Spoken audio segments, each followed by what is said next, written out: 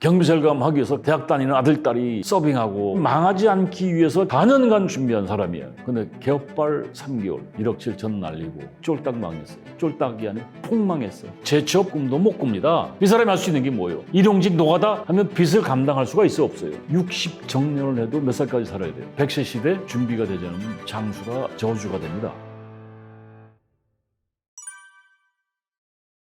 자, 무림에는 고수가 많어. 강호에는 고수가 많아. 동네 그 자영업 식당 하시는 양반들, 예전부터 하던 양반들 있어요. 그 사람들이 수십 년 버텨왔던 사람들도 망하잖아요. 이제 직장에서 나와가지고, 온상에서 살다가 딱 나와가지고, 그 차려보죠.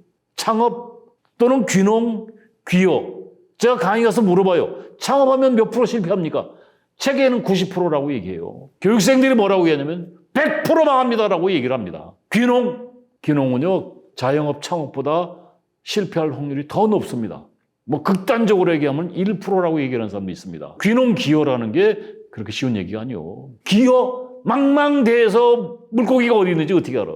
어릴 때부터 그랬던 사람들은 물고기 가는 길도 알고 어디서 놀고 있는지도 아는데 이제 책에서 배워가지고 그 하루아침에 그 노하우를 숙지한다는 거, 획득한다는 건 쉽지 않죠. 결국 창업 실패는 결국 뭘로 연결돼요? 빚더미에 앉게 돼 있어요. 그러면 결과적으로 빚더미에 앉게 되면 와이프가 보는 눈빛이 달라진다. 애들이 보는 눈빛이 달라진다는 거죠. 왜? 당장 애들도 불편하잖아요. 가정 불화가 오게 돼 있어요. 결국 이제 그런 것들이 이제 과정 파괴가 되는데 그러면 어디로 흘러가느냐면 나홀로족이 되는 거예요. 쪽방에서, 원룸에서, 고시원에서, 노숙에서. 지금 50줄에 있는 사람들은요. 지병들이 혈압, 당뇨, 뭐 이런 것들 한두 개씩 다 있어요. 근데 정상적인 생활을 하게 되면 그거를 관리를 하니까 병원에도 가고 약도 먹고 하니까 건강관리가 잘 되죠. 일상생활이. 그런데 이런 나홀로족, 건강이 악화돼서 고독사하는 경우가 많이 있어요. 이런 것들이 매스컴에서 많이 나오잖아요. 근데 여러분들 자세히 안 보죠? 이게 실버 파산으로 연결돼서 결국 지향으로 간다는 거예요. 여러분들 서울역 노숙자, 여러분 유튜브에 들어가서 서울역 노숙자 쳐보세요. 뭐 영등포라든가 서울역 시청 종로삼가 청량리에 가보세요. 거짓말인가. 거기에 노숙하는 사람들의 현재 노숙자의 50%가 창업해서 망한 사람들이 거기 와 있습니다. 창업에서 빚더미, 가정파괴, 노숙, 술과 친구. 제가 서울 그 지하철공사, 서울 메트로의 그 신임부장들 강의를 하는데 그때 이제 역장들이 많았는데 종로 3가 역장이 그 얘기를 하더라고요. 종로 3가가 크로스 굉장히 많은 유동인구가 있는데 유동인구가 많은 것 중에 하나가 겨울에 어르신들이 붐빕니다. 그 종로 3가의 역장이 그 노숙인들이 저녁 때 이렇게 누워있는 걸 보면 그 누워있는 모습을 보고 이 사람 몇 개월 남았다. 목숨이 이게 보인대요. 많은 사람을 본 거죠. 그 옛날에는 서울역, 영등포, 시청, 종로삼가 이런 그 지하철에서 노숙하던 사람들은요. 태생이 그랬던 사람들이요. 그렇게 흘러갈 수밖에 없는 사람들. 초등학교도 뭐 억지로 졸업하고 결손가정 출신들. 그 노숙인의 90%가 다 그런 사람들이었는데 그 이명희 신부 아는 사람이 있는데 이 이명희 신부가 대단하신 분인데 이 노숙자들의 삶을 바꾸주기 위한 노력을 평생 하신 양반에 성 프란시스 대학을 개설해서 인문학 교육을 시킨 사람인데 갱생의 시간을 많이 간 사람들이 많이 있는데 파고다 공원에 가면은 이발소가 17개가 있습니다.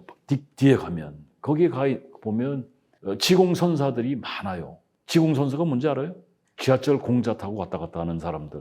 65세가 되면 지하철 공짜 타고 다니거든. 그래서 뭐 인천에서 저기 용문에서 양평에서 춘천에서 천안에서 파고다공원으로 모이시는 거야.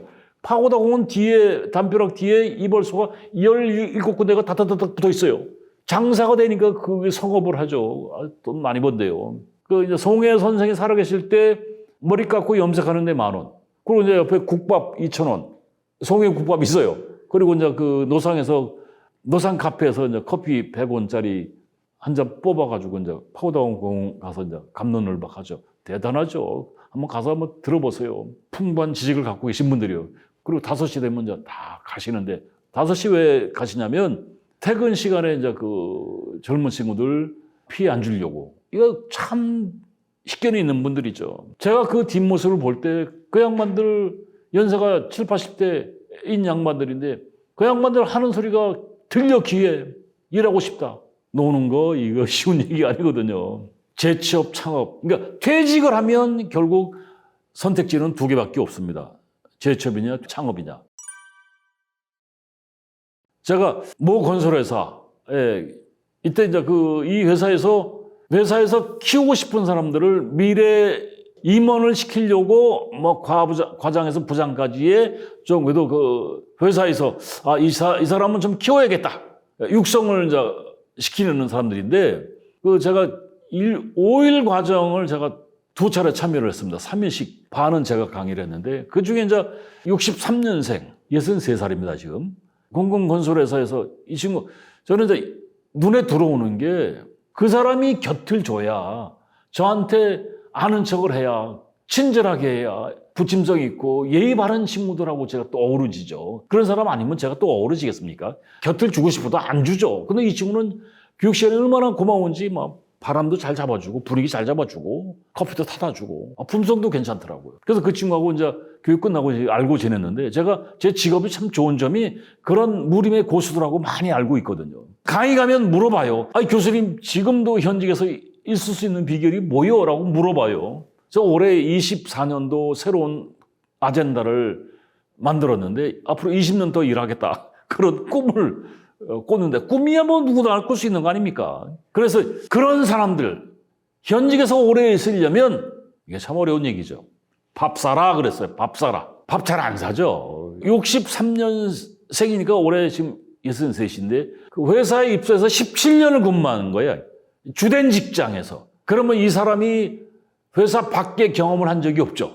총무팀 차장으로 근무했는데 회사가 어려우니까 부장 승리는 안 시키고 그냥 팀장으로는 승리를 시켰는데 부장 직책은 안 줬더라고요. 17년 근무했으면 오래 근무한 거잖아요. 2008년도 제2의 금융위기, IMF 다음에 온 서브프라임 모기지 때 이러면 또 건설회사가 또 팍 죽어요. 그러면 하는 게 뭐요? 대량 감원, 정리해고, 구조조정이거든. 이때 이 사람이 회사에서 이제 구조조정 당했죠. 그때 나이가 45세예요. 그러면 자녀들이 몇 살 되겠어요? 2008년부터 2018년도까지 이 친구가 재취업 정리해고, 재취업 정리해고, 알바 재취업 정리해고, 일용직 그렇게 10년을 흘러다닌 거예요. 비정규직으로. 지금 한국 사회의 가장 큰 문제가 이게 참 가슴에서 막 이렇게 올라오는데 이 정규직과 비정규직 확연하게 구별이 돼 있어요. 기업에서 제가 인사조직 전공한 사람이라 이게 지금 사회 문제가 되고 있거든요. 그건 누구도 얘기를 안 하더라고요. 이게 어디까지 연결되냐면 노후 생활비까지 연결돼요. 결국 낮은 급여잖아요. 정규직 옛날엔 100% 정규직이었어요. 인사의 직급, 별정직 이런 식으로는 있었어도 기술직, 지금처럼 계약직, 무기계약직 이런 거 없었습니다. 임시직 이런 거 없었어요. 근데 지금은 정규직과 비정규직이 확연하게 구별이 되는 시대가 되어버렸어요. 이중구조. 근데 이 친구가 2008년부터 2018년까지 10년간을 재취업 정리하고, 재취업 정리하고, 재취업 정리하고, 일용직, 알바, 노가다 이런 거 돌아다니다가 결국 애들은 성장하니까 뭐가 돼? 생활비가 점점. 이미 이제 와이프가 생활전선에 뛰어들어서 100여만 원 수익을 만드는 뭐 이런 일을 하고 다녔겠죠. 도저히 생활비 감당이 안 되니까 2019년도에 고깃집을 창업했어요. 그것도 가을에. 골목 상권이 영세업이다? 절대 아닙니다. 요새 동네에 고깃집 하나 차리려면 3억에서 5억 이상 들어요. 크게 하면 더 들고. 근데 20년도에 뭐가 왔습니까? 코로나가 왔어요. 해필 쫄딱 망했어요. 쫄딱이 아니고 폭망했어요. 그럼 결국 뭘로 가? 망하면 창업에서 실패하면 뭘로 간다? 더미를 안게 돼 있다는 거죠. 이 친구가 한 3억 5천 빚을 졌다고 그러더라고요. 근데 똑똑한 사람들이니까 뭐 정책자금 이런 것들이 있어요. 교육도 받을 수가 있고 컨설팅 받을 수 있고 정책자금, 지원자금 이런 거 많이 있습니다. 공부하시면. 근데 중요한 건 그 돈이 공짜가 아니라는 거죠. 갚아야 돼, 실패를 하게 되면. 그 은행에서 대출을 받고 집담보대출을 받았을 거고 뭐 형제들 아버지한테 가서 돈 빌리고 했을 거란 말이죠. 폭망하니까 가정이 순간에 정상적인 가정이 될 수가 없는 거죠. 그 나이에 45세에 아웃돼서 10년간 그렇게 했으니까 50 중반이 돼버렸잖아요. 재취업 꿈도 못 꿉니다. 그 정도 되면. 이 사람이 할 수 있는 게 뭐예요? 일용직 노가다 하면 빚을 감당할 수가 있어 없어요? 감당 못해. 그러니까 이 사람이 뭘 했냐? 대리운전을 한 거예요. 이게 소주 한 잔 먹으면서 들은 얘기는 저 눈물 나더라고. 그래도 아꼈던 후배인데 저도 도와주고 했던 친구거든요. 이 사람 모토가 하루 1만 원 이하 쓰기. 그 밤에 이제 그 대리운전 다니잖아요. 근데 집에 갈 때 10,000원 가지고 어떻게 가? 그러니까 밥 굶는 건 태반이고 와이프가 한 150만 원 수입을 잡는데 4년간 열심히 일을 해가지고 이제 원금하고 이자 갚으면서 한 1억 초반 정도 남았대요, 빚이. 근데 지금 현재 부양가족이 이제 아들이 대학원 다니고 딸이 대학을 다니는데 이 아들하고 딸이 대학 다니면서 부모한테 그냥 현찰 따박따박 받아먹겠어요? 얘들도 아르바이트 하겠죠. 그러니까 이 사람이 뭐라고 하냐면, 아유, 야, 이거 너무 무리하는 거 아니냐. 그러니까 제가 애들한테 줄 수 있는 게 없잖아요. 물려줄 게 없는데 가르치기라도 해야 되잖아요. 흔히 얘기하는 뭐 노후 준비, 꿈입니다. 꿈 같은 얘기고 제가 이제 언제까지 버틸지 모르겠습니다. 왜냐하면 아프면 대책이 없거든. 그러잖아요. 이게. 근데 이 친구는 이제 아프게 돼 있어요. 저렇게 이제 몸이 상하면 나이는 먹어가고. 꿈이라는 게 허황된 꿈인데 자녀들의 성공만 빈대요. 복권 당첨되는 것보다 더 어려운 거예요. 자녀들이 성공한다고 해도 이 엄마 아빠, 이 친구의 노후를 책임져 줄 수 있겠어요? 이게 진짜 좀 많이 울었어요. 그때 이 정말 아꼈던 친구고 부하 가난이 대물림되는 거 아시죠? 이렇게 가는 거예요. 여러분들 제가 여기서 지금 전하고자 하는 메시지는 퇴직은 누구나 비켜갈 수 없는 거라고 한다면 퇴직하고 난 다음에 재앙이 온다는 거 명심하셔야 돼요. 그 재앙을 피하시려면 어쨌거나 여러분이 공부를 하셔야 돼. 준비를 하셔야 돼. 막막한 막연한 그 공포감, 공포의 그림자는 재앙입니다. 근데 여기서 이제 느끼는 강도가 약간은 자살하는 사람도 있습니다. 이게 회사에서 구조종 이 소문만 나도 지레 겁먹고 자살하는 사람도 있습니다. 내가 실제 사례를 얘기하면 좀 그런데, 그러니까 주된 직장에서 장기 근속한 사람들은 그 공포의 그림자가 더 크게 드리우겠죠. 경제적 여유가 없을 때. 근데 대다수가 회사에서 받는 급여 가지고 그냥 생활하기 바쁘죠. 먹고 살기 바쁩니다. 그래 안 그래요? 근데 느끼는 강도가 약하게 느끼는 사람도 있어요. 왜냐면 여유가 있는 사람, 경제적으로. 뭐 와이프가 이제 돈을 많이 벌거나. 그래서 또는 이제 이직 경험, 잘린 경험이 풍부한 사람들은 내성이 있어서 아이 뭐 또 새로운 길을 만들어 가야지 뭐 이제 이렇게 생각하는 사람도 있습니다. 그래서 이게 지금 한국 사회에 굉장히 심각합니다. 지금 이 제 말씀을 듣고 있는 여러분이 생각하는 그 이상입니다. 그래서 사회적 비용, 사회적 부작용이 굉장히 심각해서 정부가 나서서 이거 퇴직자 교육을 법정 교육 의무화 시켰는데 근데 그 퇴직자 교육이 회사 담당자도 이 심각성을 잘 몰라요. 회사도 잘 모르고 퇴직자도 잘 모르고 심각합니다. 그러니까 그게 형식적으로 교육이 이루어지고 있는데 더 안타까운 거는 거기 강의하는 사람들이 제가 22년도에 롯데 계열사, GS 계열사에 재작년에 62년생들이 이제 정년 퇴직하는 사람들이었는데 이게 사무직군이 아니고 생산직에 계셨던 분들이에요. 그럼 환갑인 사람들한테 띠동갑인 사람들이 와서 강의하는데 이게 말이 되겠어요? 띠동갑 한 12년 밑에 후배가 와서 선배들한테 퇴직 이후에, 정년 퇴직 이후에 앞으로 나가서 이렇게 살아야 되지 않습니까? 세계설계 강의한다는 게 말이 되겠어요? 지금의 퇴직자들은 창업을 안 합니다. 왜냐하면 회사에서 먼저 퇴직해서 나가서 망하는 꼴을 열에 9열은 망하잖아요. 창업은 실패하게 되면 어떻게 돼? 빚더미 파산, 폐가 망신해서 실버 파산까지 가고 고독 싸고 이런 선배들을 보니까 학습 효과에 의해서 회사에서 온갖 수모를 줘도 온갖 불이익을 줘도 보직 떼고 평상으로 후배 밑에 가서 근무를 해도 군소리 안 하고 버팁니다. 그래서 요새 엘더 사원이라고 합니다. 엘더. 늙은 선배들 사원이 늘어나고 있습니다. 버팁니다, 이게. 제가 강의 다닐 때 2가지 얘기를 해요. 쉬는 시간 10분 쉬고 들어올 때 복창시키는 게 버텨. 이것만 복창시켜요. 왜? 회사는 전쟁이지만 회사 밖은 지옥이요. 여러분들 회사 밖은 지옥이라는 거 너도 나도 다 알아요. 근데 그걸 피부로 체감하는 사람은 없습니다. 저는 이걸 많이 봤기 때문에 저도 좋은 직장에서 나와서 30년간 기업 강의를 다니면서 저도 지원 10명 데리고 이 교육 사업을 했었거든요. 그게 이렇게 평탄하게 가는 게 아니고 무슨 경기가 안 좋으면 놀아. 코로나 때 2년간 놀았어요. 불러주는 데가 없습니다. 그러면 결국은 뭐예요? 빚으로 버티는 거예요, 그게. 그게 사업이라는 게 그렇습니다. 재앙으로 맞이한다. 그러니까 제가 정리를 해드리면 퇴직은 누구나 비교할 수가 없는 겁니다. 그 퇴직, 그럼 선택지는 재취업, 창업 두 가지.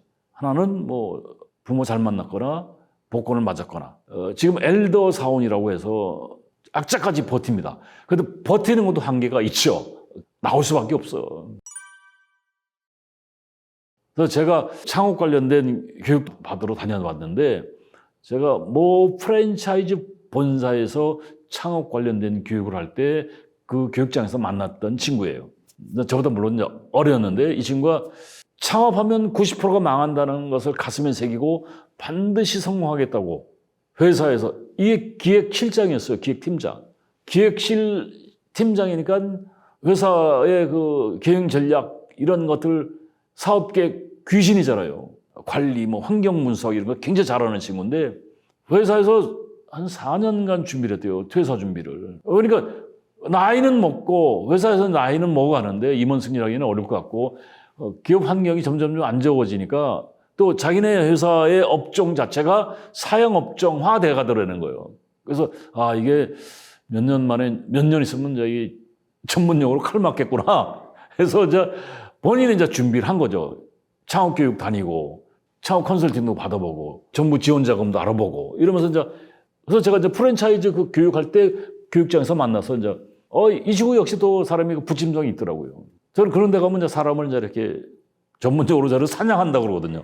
그런 고수들을 제가 만나면 그냥 안 놔도 가서 한잔 하죠. 그래서 이 친구가 창업 교육 받고 아이템을 선정을 했는데 프랜차이즈는 안 하고 프랜차이즈는 접근하기가 쉬운데 성공하기 쉽지 않다는 걸 이 사람이 느꼈나 봐요. 그래가지고 닭발집을 아이템으로 선정을 했는데 전국에 수소문한 거죠. 닭발집, 숨은 맛집을 찾아다니면서 레시피, 조리법 이런 것들 교육도 받고 사사도 하고 며칠간 몸으로 떼어주기도 하고 그래서 가게 만들 때 비품, 주방기구 이런 것도 새 걸 산 게 아니고 재활용 센터에 가서 싸게 그리고 상권 분석 이 친구가 약 1억 7천인가 퇴사할 때 회사에서 받은 거 가지고 이것만 가지고 예산을 짰더라고요. 그러니까 빚을 안 내겠다. 최악의 경우에 망하면 자기 망하지 않기 위해서 철저하게 준비했는데 슬로건이 뭐냐면 나는 남들과 다르다. 기필코 성공하겠다.